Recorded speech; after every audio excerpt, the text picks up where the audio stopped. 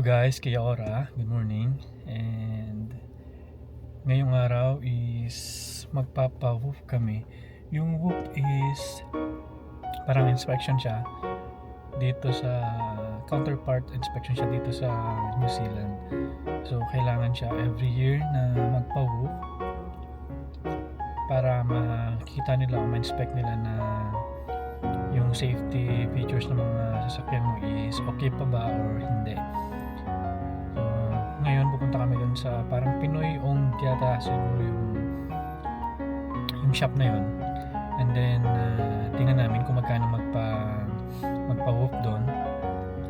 And tara, samahan nyo kami kasama ko yung misis ko na magpapa-whoop doon.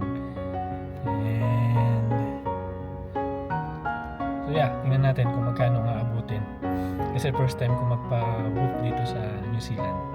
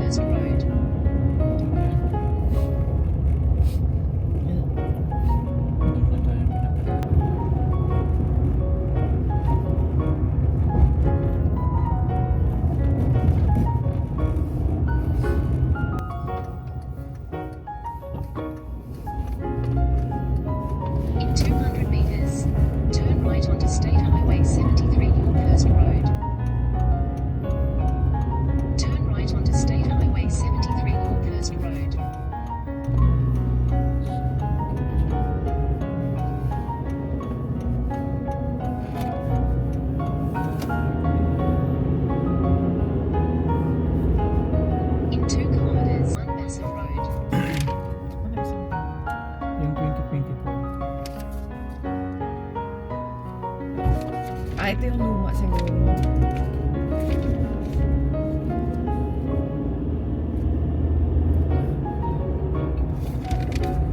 Ano lang ipakita?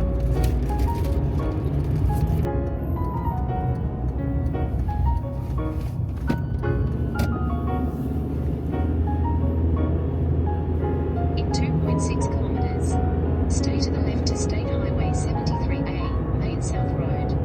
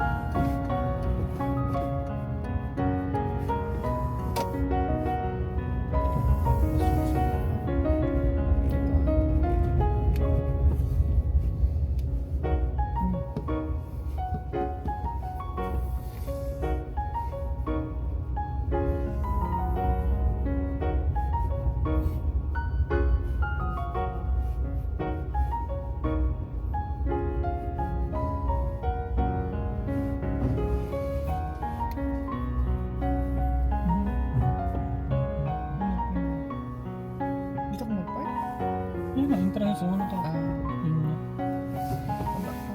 doon ako sa... Ito kami sasunod.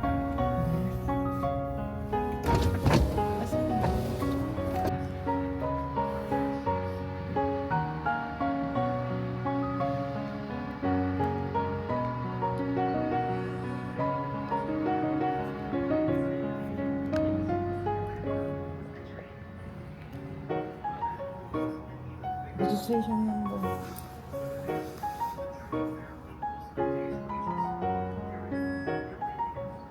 Ay, kunin ko yung ano dun. Si... Ayun guys, dito na kami sa McLean Motors.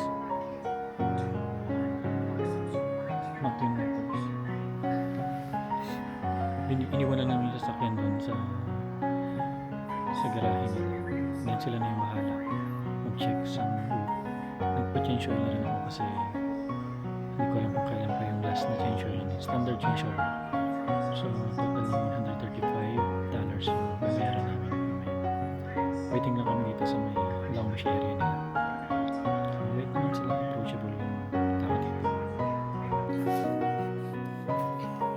So yun guys, bumalik muna kami dito sa bahay kasi mayroong problema dun sa minor lang naman siguro yun. Minor problem dun sa car.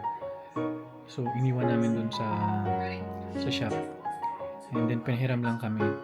Pag pala pag iiwan mo yung sasakyan mo doon, pinapahiram nila ng spare car. So pinahiram kami ng isang sasakyan para balikan na lang namin mamaya kasi baka matagal yung pag-ayos nila. So kailangan namin balikan mamaya. And then yung car na pinahiram sa amin, ibabalik na rin namin. So yun lang naman, antay lang kami ng tawag kasi iniwan naman namin yung mobile number ko dun sa reception or manager yata yun.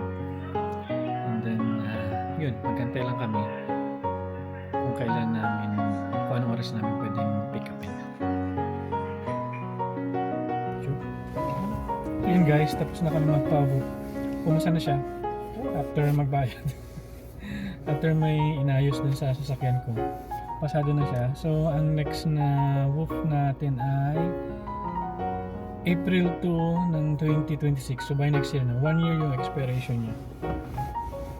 Ingat lang. And then pupunta na tayo ng Hornby. Punta tayo ng Hornby. Bibili tayo ng isda doon. Mag-grocery tayo ng Very Light. Pack and save. Sa Hornby Packing Safe pala. Ay, may chemist warehouse naman.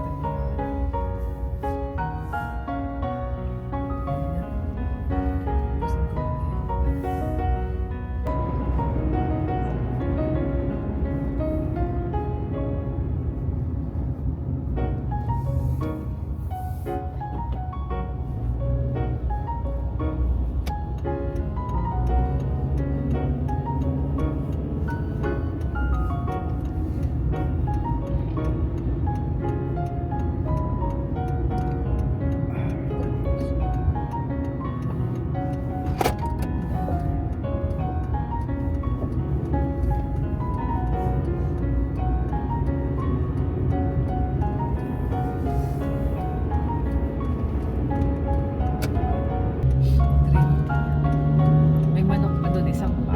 May soft bone.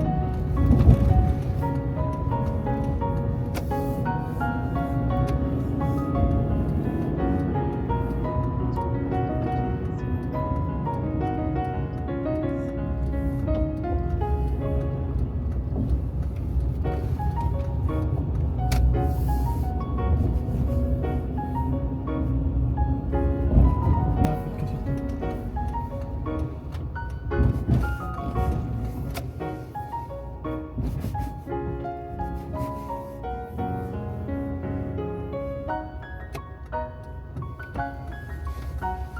Mga caravan lang sila. May mesa, may kainan. May lutuan. Ayun, kasi Na kami sa Hornby, guys.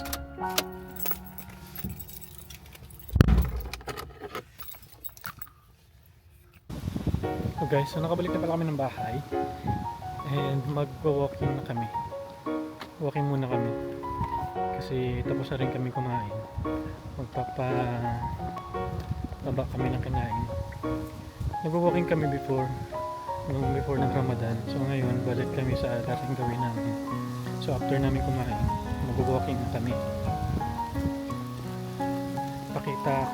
Pakita namin sa inyo yung daan kung saan kami nag-walking. Malamig na pala dito kasi nag-ano na taglagas na autumn or fall. So yun siya.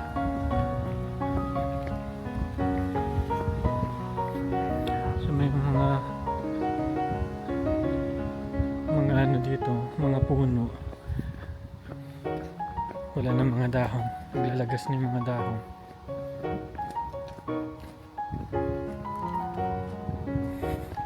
So ganito yung mga daanan dito sa New Zealand. Dito kami sa Christchurch sa Island.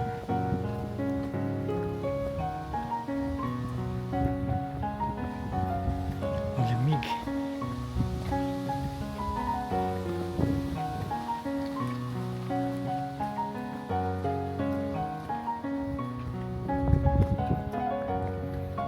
Walang halos tao pala dito sa daanan. Kasi tahimik talaga dito. Walang maingay.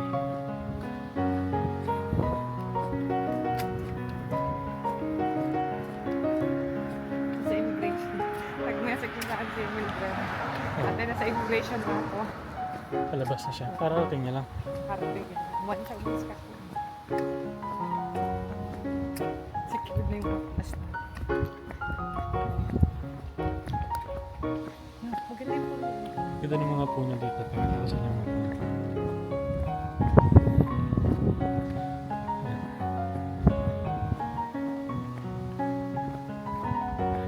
Yung mga pula-pula na yun dyan. Gandang tingnan. Tapos doon yung mga dilaw. Kulay dilaw.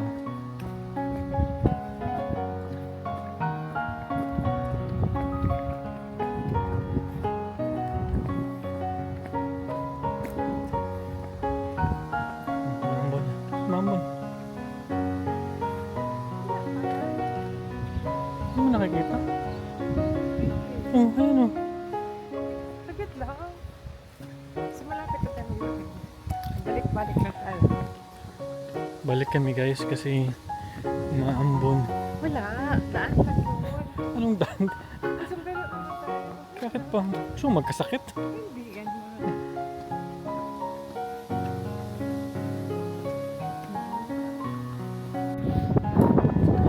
Mga crabapple pala dito.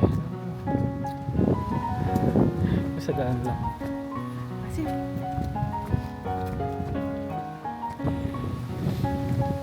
Dito kami sa may mini park na. Layo na yung narating namin. So ito yung Upper Riccarton Domain.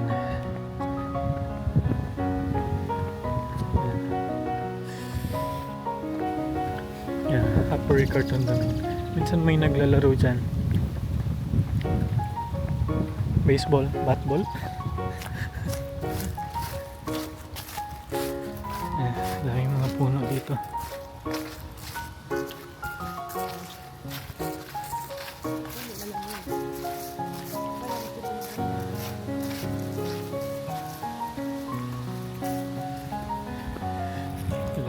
Malamig. Isang ikot lang kami dun sa isang oval dito.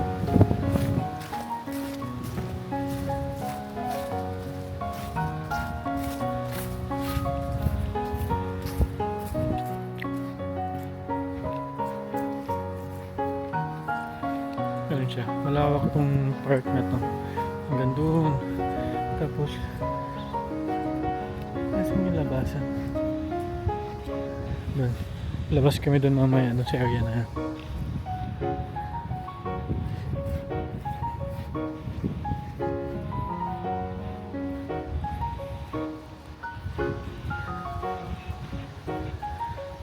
Ayan.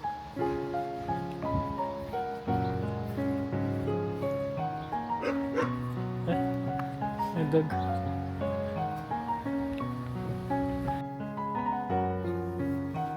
Bahay na pala kami. Nakauwi na kami. Galing sa walking. So, yun lang guys for today's video.